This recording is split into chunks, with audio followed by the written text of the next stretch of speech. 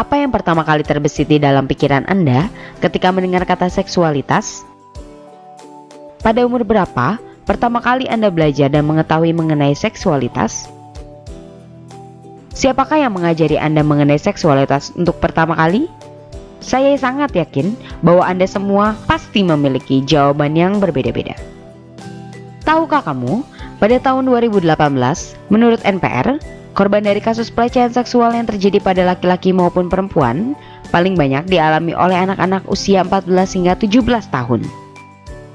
Pada tahun 2020, UNICEF mengungkapkan bahwa sepertiga negara di dunia setidaknya 5% perempuan muda melaporkan pengalaman kekerasan seksual selama masa kanak-kanak. Pada bulan Juni 2020, Kepolisian Indonesia menangkap salah satu warga negara asing yang terbukti melecehkan 305 anak di bawah umur dengan iming-iming akan diberi uang. Pada tahun 2019, artikel online detik.com merilis data penelitian yang dilakukan oleh Durex Indonesia yang menunjukkan bahwa 84% remaja berusia 12 hingga 17 tahun belum mendapatkan edukasi seks. Hal tersebut membuktikan bahwa pendidikan seksual merupakan hal yang penting untuk diajarkan sejak usia anak di seluruh dunia, terutama di Indonesia. Di Indonesia, pendidikan seks masih sangat tabu, sehingga orang tua enggan untuk mengajarkan seksualitas kepada anak. Oleh karena itu, dibutuhkan media untuk membantu orang tua memberikan pendidikan seksual kepada anak dengan cara menyenangkan, sehingga tidak menjadi sebuah hal yang tabu. Kami pun berdiskusi, media seperti apa yang dapat digunakan orang tua untuk mengajarkan pendidikan seks kepada anak. Dan akhirnya, kami mendapatkan sebuah ide. Kami memulai proses membuat konsep media dan dilanjutkan proses desain media yang akan kami gunakan menggunakan beberapa aplikasi. Hingga akhirnya, desain kami selesai dan menghasilkan sebuah Sex Development Monopoly. Sex Development Monopoly merupakan media permainan papan monopoli yang berisi materi-materi mengenai seksualitas yang ditunjukkan sebagai pendidikan seksual kepada anak. Papan permainan terdiri dari 7 jenis kotak, yakni kotak start, kotak tempat penanda permainan ketika permainan akan berlangsung. Pemain diberikan 20.000 setiap melewati kotak ini. Kotak pengetahuan, kotak yang dapat dibeli pemain dan diberi tanda ketika telah dibeli oleh salah satu pemain, dapat pula dijual kepada bank atau pemain lain.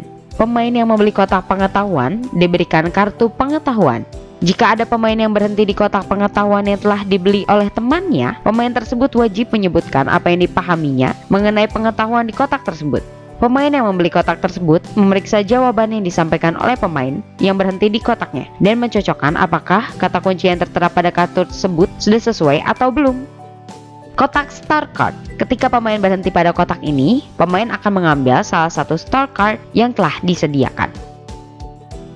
Kotak mitos atau fakta. Ketika pemain berhenti pada kotak ini, mereka akan memberikan salah satu kartu dan memberikannya pada guide untuk dibacakan dan harus menebak pernyataan dari kartu yang dipilihnya, mitos atau fakta. Kotak pusat informasi. Ketika pemain berhenti pada kotak ini, pemain dapat memilih salah satu kotak yang telah dibeli oleh pemain lain dan pemain yang kotaknya ditunjuk harus membacakan sekali lagi pengetahuan pada kotak tersebut. Penjara. Ketika pemain berhenti pada kotak ini, maka pemain tersebut tidak mendapat giliran melempar dadu sebanyak 3 kali. Kotak eksplorasi. Ketika pemain berhenti pada kotak ini, pemain dapat bebas menentukan akan pergi ke kotak mana saja. Permainan ini memiliki 3 jenis kartu, yakni kartu pengetahuan. Kartu ini didapat ketika pemain membeli kotak pengetahuan, berisi pengetahuan yang harus dibacakan pemain ketika mendapatkan kartu ini, dan merahasiakan kata kunci yang tertera pada kartu ini. Kata kunci pada setiap kartu terdiri dari 3 kata. Setiap kata kunci yang berhasil tertebak akan mendapatkan potongan denda 5.000 per kata, sehingga pemain mendapatkan diskon maksimal 15.000 ketika berhasil menebak ketiga kata kunci tersebut. Star Card berisi keuntungan dan kerugian yang akan didapatkan oleh pemain yang mendapatkan kartu ini. Kartu mitos atau fakta berisi pernyataan atau pertanyaan seputar seks edukasi. Jika pemain berhasil menebak, maka pemain akan mendapatkan uang 20.000 dari banker. Tetapi jika salah menebak, pemain harus membayar 20.000 kepada banker. Peraturan di dalam permainan. 1. Sex Development Monopoly dimainkan oleh 2 hingga 4 orang anak dan didampingi oleh 1 orang tua atau guru sebagai guide. 2. Guide berperan sebagai banker, membantu membacakan kartu mitos atau fakta serta memperjelas kembali materi atau pengetahuan yang didapatkan oleh peserta agar peserta tidak salah tangkap. 3. Saat permainan akan dimulai, setiap pemain masing-masing diberikan uang 150.000 dengan pecahan 50.000 satu lembar, 20.000 dua lembar, 10.000 tiga lembar, dan 5.000 enam lembar. 4. Penanda semua pemain diletakkan pada kotak start. 5. Pemain menentukan siapa yang akan melempar dadu terlebih dahulu.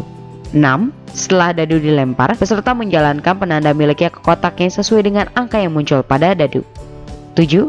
Pemain baru dapat membeli kotak pengetahuan serta menikmati fitur yang ada di dalam Monopoly ketika sudah mengelilingi seluruh kotak dan melewati start minimal 1 kali.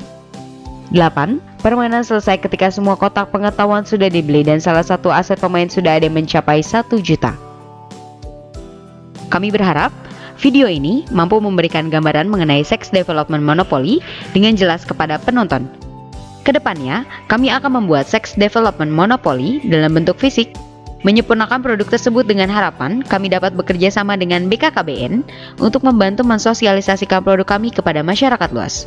Kami juga ingin membuat artikel ilmiah yang membuktikan keefektifan sex development Monopoly sebagai media seks edukasi kepada anak yang dipublish pada jurnal internasional. Untuk memungkinkan negara lain yang tertarik dengan produk kami mengembangkan dan menggunakan produk kami dengan mengajarkan pendidikan seksual kepada anak di negaranya. Selain itu, kami juga berharap Kementerian Pendidikan dan Kebudayaan memasukkan pendidikan seksualitas ke dalam kurikulum yang ditetapkan di sekolah-sekolah.